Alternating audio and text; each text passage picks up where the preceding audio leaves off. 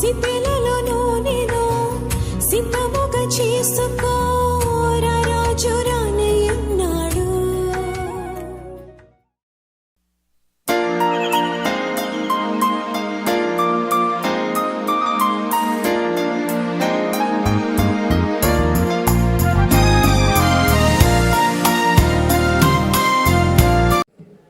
మాకు అనుకూల సమయమును ఏర్పాటు చేసుకుని మా సొంత ఏర్పాట్లలో పడి మీరు మాకు అనుగ్రహించిన విలువైన విశ్రాంతి దినములను పోగొట్టుకున్నాం. కానీ మీరు మరొక సంవత్సరాన్ని మాకు ఇస్తున్నారు. అందరిని బట్టి కూడా మీకు స్తోత్రాలు చెల్లించుకుంటున్నాం. ఈ విశ్రాంతి దినమును పరిశుద్ధపరచండి, ఆశీర్వదించండి. వచ్చిన బిడ్డలను బట్టి వందనాలు చెల్లించుకుంటున్నాం.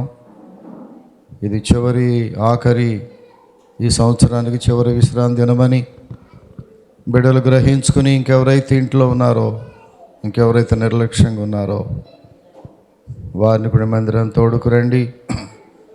ఈరోజు వర్తమానం మేమందరం విని గ్రహించుకుని ప్రభువా హృదయాలను పరీక్ష చేసుకునే కృప మాకు దయచేయండి. కేవలము నీ వాక్యం వినడానికి మేము వచ్చాము తండ్రి. అల్లరితో ఆటపాటలకో పరధ్యానముగా మేము రాలేదు. మీ సన్నిధి ఇక్కడ అగ్ని ఉన్నదని మాకు తెలుసు. నీ బలిపీఠం దగ్గర అగ్ని ఉన్నది ప్రభువా. దహించు అగ్ని చేత మీ బలిపీఠం నింపినందుకు మీకు స్తోత్రాలు. పరిశుద్ధత మాకు నేర్పించండి. మా ఆలోచనలోను మాటల్లోనూ పరిశుద్ధత మాకు నేర్పించండి. నేను పరిశుద్ధుని గనుక మీరును పరిశుద్ధుడు కూడా మరి సెలవిచ్చావు. నీ మందిరానికి అన్నిటికంటే పరిశుద్ధతే తగిందన్నావు ప్రభువా. కనుక నన్ను పరిశుద్ధపరచండి, నా పెదవుల నాలుకను కాల్చండి. కేవలము నీ మాటలు పలికే కృప దయచేయండి ప్రభువా. ఇష్టానుసారమైన మాటలు కాకుండా మా నోటికి ఏది వస్తే ఆ మాటలు పలుక్కోకుండా కేవలము నీ వాక్యం, కేవలము నీ మాటలు పలికే కృప నాకు దయచేయండి. ఈ వాక్యాన్ని అర్థం చేసుకునే మనసులు కూడా బిడ్డలకు ఇవ్వండి. ఇంకెవరైతే త్వరపడి వచ్చుచున్నారో వారిని క్షేమంగా తీసుకురండి. మీరు ఇచ్చిన మందిరాన్ని బట్టి, వాతావరణాన్ని బట్టి, సేవోపకరణాలను బట్టి ఎంతో వందనాలు చెల్లించుకుంటున్నాం. ఈ బిడ్డల ప్రభువా ఈ యొక్క మందిరాన్ని ఎంతో సుందరంగా తీర్చిదిద్ది పరిశుద్ధంగా క్లీన్గా చేశారు. యవన బిడ్డలు తండ్రి, వారిని కూడా మీరు జ్ఞాపకం చేసుకుని వారి కొరకు మేము ప్రార్థన చేసే వారిగా చేయండి. ఇప్పుడు వాక్య భాగాలకు వెళ్ళిచుండగా మీ సన్నిధి మాతో ఉంచమని యేసునామమున అడుగుచున్నాము తండ్రి, ఆమేన్. విద్యార్థుల యొక్క ఎడ్యుకేషన్ అనగా అకాడమిక్ కరిక్యులర్స్ నిర్ధారిస్తున్నారు అటెండెన్స్ని బట్టి. కొన్ని క్లాసులకు అటెండెన్స్ ఉంటే పాస్ చేసేయమన్నారు. వాడు పాస్ అయినా పాస్ అయిపోయినా అటెండెన్స్ కనుక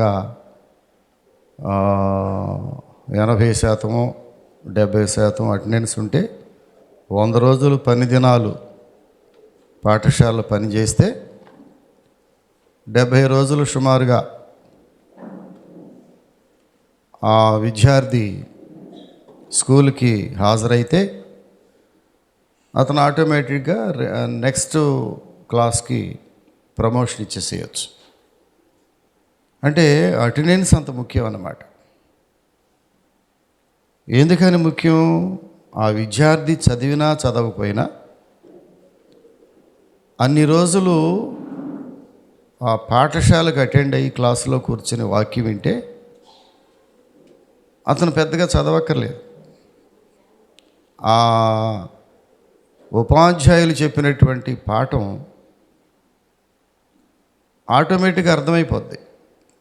70 రోజులు వస్తాడు 100 రోజులకి, లేకపోతే 80 రోజులు. అన్ని రోజుల్లో ఒక్క రోజులో 5-6 ఉపాధ్యాయులు చెప్పే పాఠాలు అతను వినటం వల్ల అతని మైండ్ కొంచెం పెరుగుద్ది అన్నమాట. ఇంటికి వెళ్ళి చదివినా చదవకపోయినా పాస్ మార్కులు వచ్చేస్తాయి. 100కి 35 మార్కులు వచ్చేస్తాయి.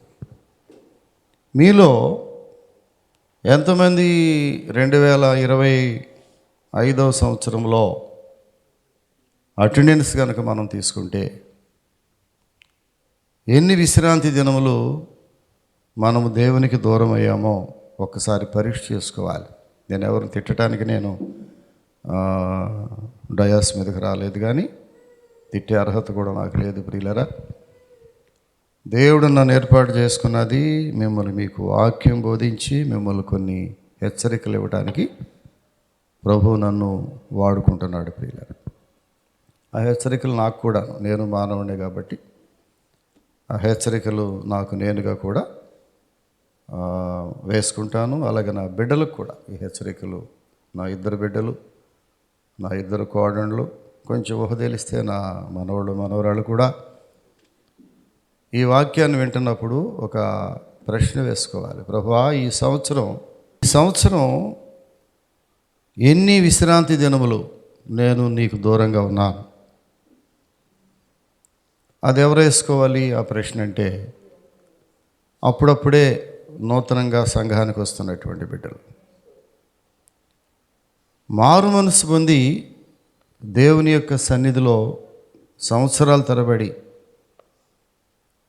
తరబేతి తీసుకుంటున్నటువంటి ఒక సీనియర్ విశ్వాసి వేసుకునే ప్రశ్న ఏంటంటే, ప్రభువా, నేను ఎన్ని బుధవారములు, ఎన్ని శనివారపు ప్రార్థన కూడికలు సమయంలో నీ మందిరానికి, నీ సన్నిధికి దూరంగా ఉన్నాను అనే ప్రశ్న ఎవరు వేసుకోవాలి? ఆ సీనియర్ విశ్వాసులు. అప్పుడే వచ్చేవాళ్ళేమో, ప్రభువా, విశ్రాంతి దినమును ఎంతకాలం, ఎన్ని విశ్రాంతి దినాలు నేను దూరంగా ఉన్నాను నీకు అనే ప్రశ్న వాళ్ళు వేసుకుంటే, కొత్తగా వచ్చిన వాళ్ళు చాలా సంవత్సరాల నుంచి ప్రభు సన్నిధిలో నలుగుతున్నటువంటి మనం వేసుకునే ప్రశ్న, ఎన్ని బుధవారములు, ఎన్ని శనివారములు నీకంటే మందిరానికి, దేవునికి ఏం దూరంగా ఉండం. మందిరానికి రానంత మాత్రం చేత దేవునికి దూరం అయ్యేది అనుకుంటాం. ఇంట్లో కూడా ప్రార్థన చేసుకోవచ్చు. నీ పరిశుద్ధ మందిరానికి నేను ఎంతకాలం, ఎన్ని బుధ గురువ శనివారాలు దూరంగా ఉన్నాను అనే ప్రశ్న తప్పకుండా వేసుకోవాలి. తప్పకుండా. ఇది ఒక విద్యార్థి ప్రమోషన్కి ఎంత అవసరమో, నీవు దేవుని సన్నిధిలో ఎదగటానికి ఈ ప్రశ్న అంత అవసరం. ప్రియుల, ప్రశ్నలు వేయటమే నా పని కాదు, ఆ ప్రశ్నలు వేసుకునేది నీవే. ఆ ప్రశ్నకు జవాబు చెప్పాల్సింది కూడా అది నీ బాధ్యతే, నా బాధ్యత కాదు. నా బాధ్యత అయిపోయింది. 12 మాసములు ఎన్ని ఆదివారాలు వచ్చినాయమ్మా? సుమారుగా ఎన్ని ఆదివారాలు ఉంటాయి సంవత్సరంలో అమ్మా? 50 కరెక్ట్గా చెప్పండి అమ్మా. 56 ఆదివారాలు ఉంటాయా? సరే, ఒకటి అటు ఇటుగా ఉండొచ్చు. కొన్నిసార్లు ఆదివారాలు ఎక్కువ వస్తాయి, తక్కువ వస్తాయి. దాదాపుగా 56 ఆదివారములు నేను కానీ పిల్లలు కానీ దేవుని వాక్యాన్ని బోధించాం. దేవుడు మాకు ఇచ్చిన భారాన్ని బట్టి బోధించాం. బోధించడమే మా పని, దేవుని వాక్యాన్ని వెల్లడిపరచడమే మా పని. దాని హృదయంలో దాచుకుని నెమరు వేసుకుని దాని ప్రకారం జీవించటం మనందరి పని. నా బాధ్యత, నీ బాధ్యత. కనుక దేవుని వాక్యములోకి వెళితే ఇర్మియా గ్రంథము, దయచేసి బైబిల్స్ ఉన్నవారు తీసి చూడండి. ఇర్మియా గ్రంథము 8వ అధ్యాయం 20వ వచనాన్ని జ్ఞాపకం చేసుకుందాం.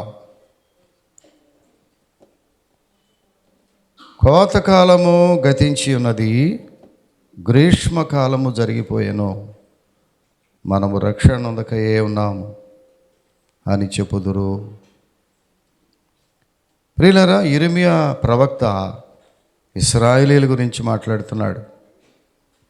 ఇశ్రాయేలీలు ఎలాంటి వారు తెలిసినా, వారు హృదయము కఠినపరుచుకున్నటువంటి వాళ్ళు. వారి హృదయాన్ని గురించి మాట్లాడుతూ ప్రభు అంటాడు, మీ హృదయములు సీసము వలె ఉన్నవి అన్నాడు ఒక చోట. సీసం కరగదు, సీసం చాలా గట్టిగా ఉంటుంది. అంత ఘన పదార్థం మరొకటి లేదు అసలు. సీసంలో, అరే ఇది సీసంలాగా ఉందిరా అంటాను. చెవులో వీడు సీసం పోసుకున్నాడండి. కొంతమంది మాట వినకపోతే వీడి చెవులో సీసం పోసుకున్నాడండి.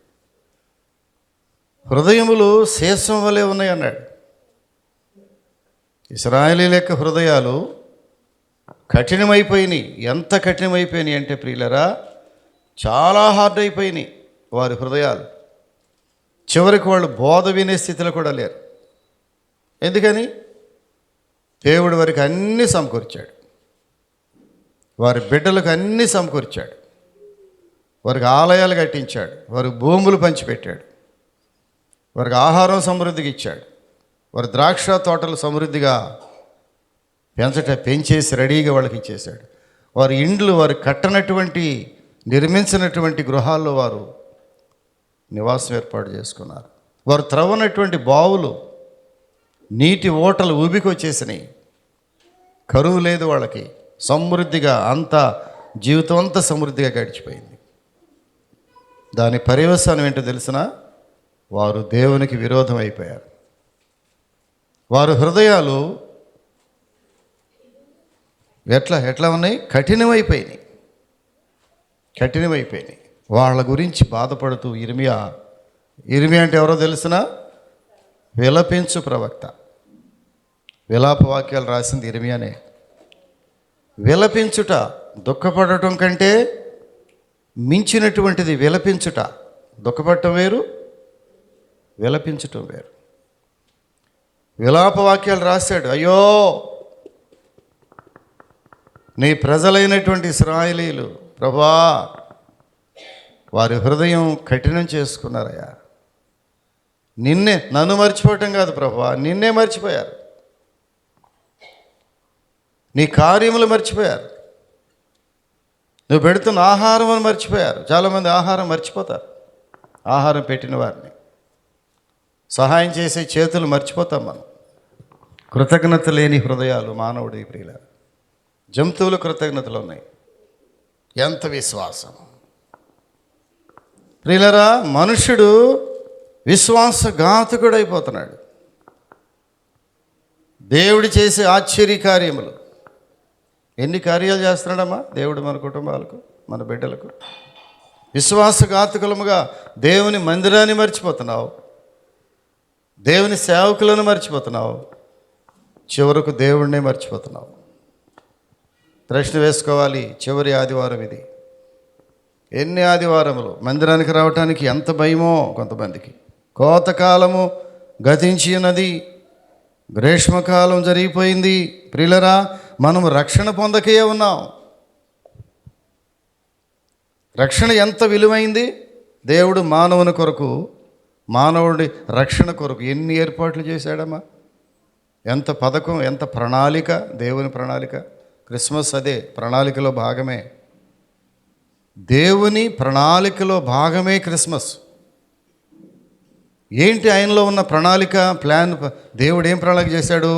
ఒక రోజున ఆలోచించాడు. మానవుడు దేవుణ్ణి చేరలేకపోతున్నాడు. దేవుడు ఎవరో మానవుడికి తెలియదు. దేవుడంటే ఒక అనంత శక్తి అనుకుంటున్నాడు. దేవుడంటే కనబడని శక్తి అనుకుంటున్నాడు మానవుడు. దేవుణ్ణి చేరటానికి ఎన్ని మతాలు సృష్టించుకున్నాడో. క్రైస్తవ మతం అన్నాడు, యోధా మతం అంటున్నాడు, జైనుల మతం అంటున్నాడు, హిందూ మతం అన్నారు, ముస్లిమ్స్ మతం అన్నారు, పారసీకులు అదొక మతం అన్నారు. ఈ మతాలన్నీ దేని కొరకు? దేవుడెవరో తెలియటంలా. హిందువులు దేవుని కొరకు వెతుకుతున్నారు, క్రైస్తవులు దేవుని కొరకు వెతుకుతున్నారు, యూదులు దేవుని కొరకు వెతుకుతున్నారు, ముస్లింలు దేవుని కొరకు వెతుకుతున్నారు. దేవుడెవరో తెలియటంలా. ఒక రోజున దేవుడు ఆలోచించాడు, ప్రియులారా, నన్ను కనుగొనటానికి మానవునికి అవకాశం కనపట్టేలా. బైబిల్లో మరొక మాట ఏమో తెలిసిన, ఆ దేవుణ్ణి చూచిన వారు చచ్చిపోతారు. దేవుణ్ణి ముఖాముఖిగా చూడగలిగిన వారు చనిపోతారు. సూర్యుడిని ముఖాముఖిగా చూసిన వారు కళ్ళు పోతాయి. సూర్యుని చూడలేం కదా మనం. సూర్యరశ్మిని భరించలేము. 35-40 డిగ్రీలు వస్తేనే బయటికి వెళ్ళలేము మనం. అలాంటిది సూర్యుని ఒక్కసారి డైరెక్ట్గా మన కళ్ళతో చూడగలిగితే కళ్ళు మాడిపోతాయి, కంటి పాపలు పాడైపోతాయి, మళ్ళీ కళ్ళు కనపడవు మనకి. అలాంటి సూర్యుడిని దేవుడు తన చేతులతో సృష్టించినటువంటి సృష్టిని చూడలేని నీవు నేను దేవుణ్ణి చూడగలమా? చెప్పాలి జ్ఞానులైన మీరు. దేవుణ్ణి చూడగలమా? చూడలేము. దేవుని చూడలేకపోతే అసలు ఆయన ఎవరు తెలియదు. రకరకాల ఏమంటాం దాన్ని, రకరకాల భంగిమల్లో రకరకాల విధానాల్లో దేవుణ్ణి సృష్టించుకున్నాడు మానవుడు. బొమ్మలు పెట్టుకున్నాడు, ఒక్కొక్క చోట బొమ్మలు గీశాడు, ఇంకేదో రౌద్రపు బొమ్మలు గీశాడు, ఇంకేదో బొమ్మ గీశాడు, ఈయనే దేవుడు అన్నాడు. కొంతమంది పశువుల్ని తీసుకొచ్చి దానికి రంగులేసి ఈయనే దేవుడు అన్నారు. కొంతమంది చెట్లు కొట్టేసి దానికి రూపాన్ని చెక్కి ఈయనే దేవుడు అన్నారు. కొంతమంది మంచి మంచి ప్రతిమలను చేసి దానికి రంగులు వేసి దానికి బట్టలు చుట్టి ఈయనే దేవుడు అన్నారు. ఎవరు దేవుడు? దేవుడు ఎలా ఉంటాడు? దేవుడిని చేరుకోవటం ఎలాగ మానవుడు? దేవుడి గురించి ఆలోచిస్తే తలకాయలు పగలు కొట్టుకున్నారు మనుషులు. కానీ దేవుడు లేడు, దేవుడు కనపడలా. దేవుడు కనపడితే చచ్చిపోతావు. దేవుణ్ణి ఎవరైతే చూడగలిగారో, చూడాలనుకున్నారో, మోషే వల్ల కాలేదు. మోషే అడిగాడు, ప్రభువా నిన్ను ఒకసారి చూడాలనుకుంటున్నాను. అమ్మో మోషే జాగ్రత్త, కబడ్దార్, నీకు తెలీదా నేను ఎవరినో? సర్వశక్తి కలిగిన దేవుడను, సర్వశక్తి కలిగిన దేవుడను. నా రూపాన్ని చూడగలవా నీవు? ఏ మానవుడు చూడలేడు, ఏ మానవుడు చూడలేడు. ప్రభు ఎలాగ మరి నిన్ను చూడాలని కోరిక ఉంది నాకు.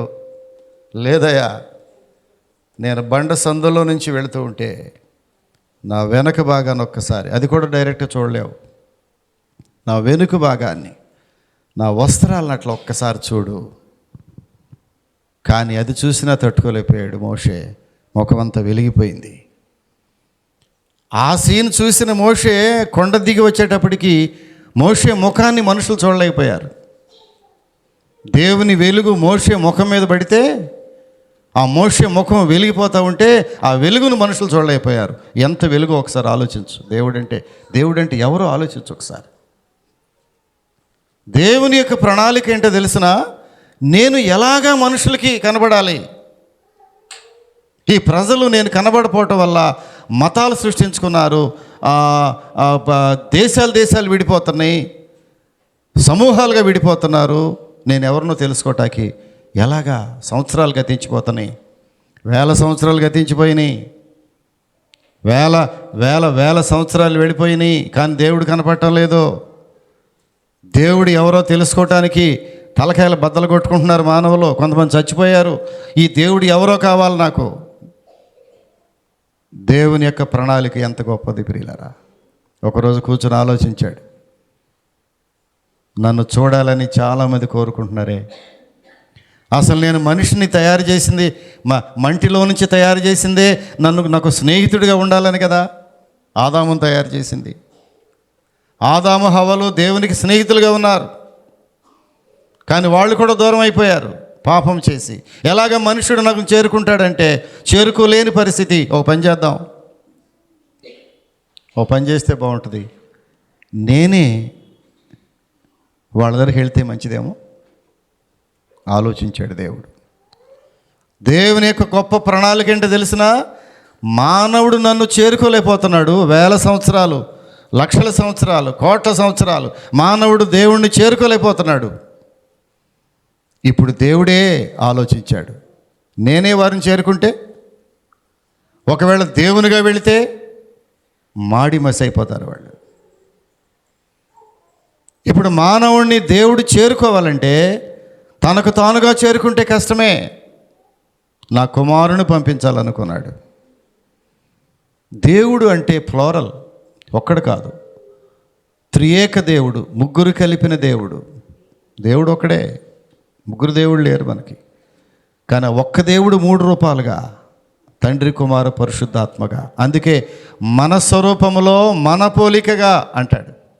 ఆది కాండములు అంటాడు, నా పోలికగా నరుణ్ణి సృష్టిద్దాం అనుకోలేదు, మన పోలికగా, మన రూపములో ఆది కాలంలోని ముగ్గురు కలిసి ఉన్నారు. ఆయనే త్రియేక దేవుడు ప్రియులారా. తన కుమారుని లోకానికి పంపించి ఎలా పంపించాడు తెలిసినా?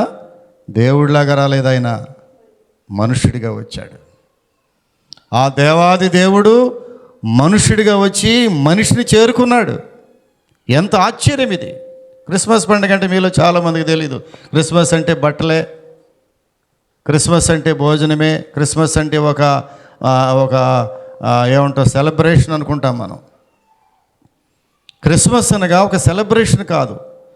ఆ పరమాత్ముడు, దేవాది దేవుడు, పరలోక రాజ్యమునకు వారసుడైనటువంటి వాడు, పరలోక రాజ్యమును కైవసం చేసుకుని పరలోక రాజ్యమునకు ఓనర్ అయిన, పరలోకమును సృష్టించిన దేవుడు, భూమి ఆకాశములను పరలోకమును సృష్టించి అధికారమును పొందిన ఆ దేవుడే నిన్ను కలుసుకోవటానికి భూమి మీదకి వచ్చిన రోజే క్రిస్మస్ పండుగ అంటే ప్రియులారా. చప్పట్లు కొట్టండి ఒకసారి. ఎంత గొప్ప సుదినం ఇది! ఎంత ఆశీర్వాదకరమైన రోజు! ఎంత ఆశ్చర్యకరమైన దినము క్రిస్మస్ అనగా! ఆ దేవుడే. ఎందుకని? దేవుడిని నీవు చేరుకోలేవు, దేవుడే నిన్ను చేరుకున్నాడు. అదే క్రిస్మస్ రాత్రి ప్రియులారా. అందుకే ప్రపంచంలో ఎన్ని దేశాలు అవుతున్నాయో అన్ని దేశాల వారు ఎందుకు ఇంత సంతోషిస్తున్నారు క్రిస్మస్ రోజున ప్రియులారా? ఎంత సంతోషము, ఎంత జాయ్ఫుల్ డే అది! ఎందుకంటే రక్షకుడు మన కొరకు పుట్టినటువంటి ఆ పర్వదినము అదే క్రిస్మస్ రోజు. ఏం చేశాడు? కుమారుడైన క్రీస్తు వచ్చి భూమి మీదకి ఆయన రక్షణ మన కొరకు సిద్ధపరిచాడు. మానవులు తన పాపములో ఊబిలో కొట్టుకుపోయి మరణమునకు దారితీస్తూ ఉంటే, పాప క్షమాపణ లేక ఈ మోషే ధర్మశాస్త్రం ఏం చెబుతుందో దాన్ని పాటించలేక ధర్మశాస్త్రపు సంఖ్యలలో బంధించబడిపోయి క్షమాపణ లేని పరిస్థితుల్లో మేము ఎవరి కొరకు ఎదురు చూడాలి ప్రభువా అని అడిగినప్పుడు ఎవరూ లేరా మమ్మల్ని క్షమించేవాళ్ళు? పంటికి పన్ను కంటికి కన్ను, పాపం చేసిన వాడు శిక్షించవలసిందే అనే ధర్మశాస్త్రాన్ని తీసుకుని ప్రియులరా అక్కడ మనుషులు నలగొట్టేస్తూ ఉంటే, అహర్నిశలు బాధ పెడతా ఉంటే మెస్సయ్య ఎప్పుడు వస్తాడా అని ఎదురు చూశారు మనుషులు. ఆ ఎదురు చూసిన మెస్సయ్య రాని వచ్చాడు. వచ్చి ఏం చేశాడు? గొప్ప రక్షణ మన కొరకు సిద్ధం చేశాడు. ఆయన రావటమే కాదు ప్రియులారా, మనందరి పాపముల కొరకు ప్రభు వచ్చింది దేనికి తెలిసినా? ప్రభు వచ్చింది దేనికో తెలిసిన ప్రియులారా? ఆయన మనల్ని శిక్షించటానికి రాలేదు, శిక్షించటానికి రాలేదు ప్రియులారా, ఆయన మనల్ని రక్షించడానికి వచ్చాడు. చూడండి, మానవుడు రక్షణ కొరకు ఎన్ని పుణ్యకార్యాలు చేసుకుంటున్నాడో చెప్పలేం కదా. ఎక్కడికో దూర ప్రాంతాలు వెళ్ళి నీళ్ళల్లో మునిగిపోయి కొండలు కోనలు ఎక్కి దిగి ప్రియులరా పూజలు పునస్కారాలు, ఎన్ని రకాల వ్రతాలు, దీర్ఘ వ్రతాలు, కొంతమంది భోజనం మానేసి కటిక ఉపవాసాలు ఉండి శరీరాన్ని కృషింపజేసుకుని దేని కొరకు తెలిసినా? రక్షణ కావాలి. రక్షణ ఎలా వస్తుంది? నా పాపమునకు క్షమాపణ ఎలా వస్తుంది? ఎవరు రక్షిస్తారు నన్ను ఈ పాపము నుంచి? ప్రియులరా, ఎంత మానవుడు తన రక్తమును కూడా చిందించేసుకుంటున్నాడు, ఒళ్ళంతా గాయపరుచుకుంటున్నాడు, కానీ పాప క్షమాపణ రావటం లేదు మానవుడికి. క్రీస్తు ప్రభు వచ్చిన తర్వాత ప్రియులరా, సిలువలో యేసుక్రీస్తు ప్రభు తన యొక్క శరీరమును, ఆత్మను, ప్రాణమును మన కొరకు ధారపోసి ఆయన చిందించిన రక్తము ద్వారా గొప్ప రక్షణ మన కొరకు ఏర్పాటు చేశాడు. గొప్ప రక్షణ ఏర్పాటు చేస్తే ఆ ఏర్పాటు చేసిన రక్షణ ఎంతకాలం అయింది తెలిసిన? 2025 సంవత్సరాలు అయింది ఇప్పటికి. క్రీస్తు ప్రభు అనగా దేవాది దేవుడు కుమారుని రూపంలో భూమి మీదకి వచ్చి మనందరికీ రక్షణ సంపాదించి రక్షణ పొందండి అని చెప్పి వెళ్ళిపోయి ఎంతకాలం అయింది? 2025 సంవత్సరాలు అయిపోయింది. ఒక రోజా 2 రోజులా? అప్పటి నుండి ఇప్పటి వరకు మానవుడు రక్షణ పొందకుండానే ఉంటున్నాడు ప్రియులారా. ఆ యొక్క రక్షణను బహు కొద్ది మంది పొందారు.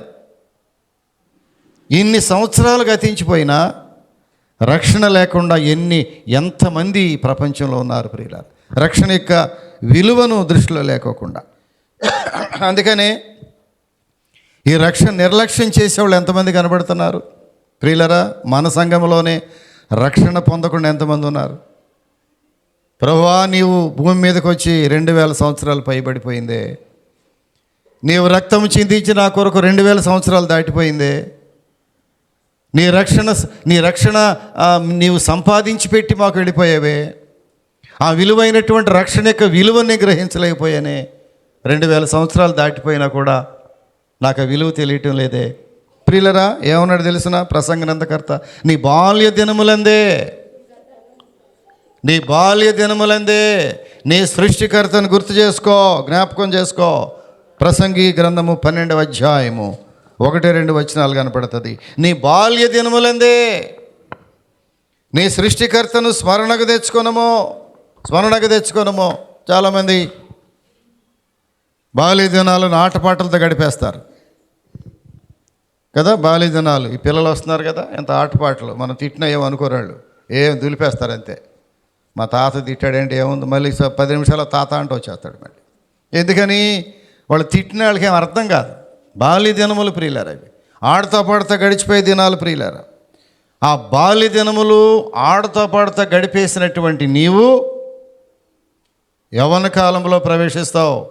నీకు తెలిసినా తెలియపోయినా నీ వయస్సు పెరుగుతూ ఉంటుంది కాబట్టి బాల్యం పోయి యవ్వనంలోకి వచ్చేస్తావు.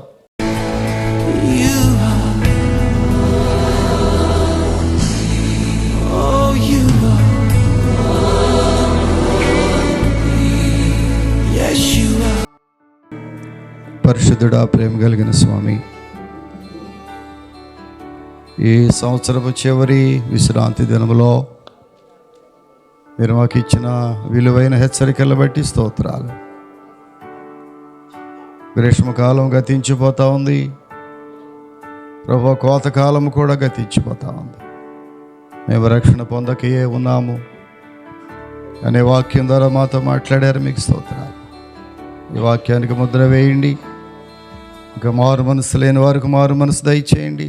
సమయం సంకుచితంగా ఉంది, చాలా సమయం కొద్దిదే మా ముందు ప్రభువా. మీ ప్రేమ ఎంతో గొప్పది.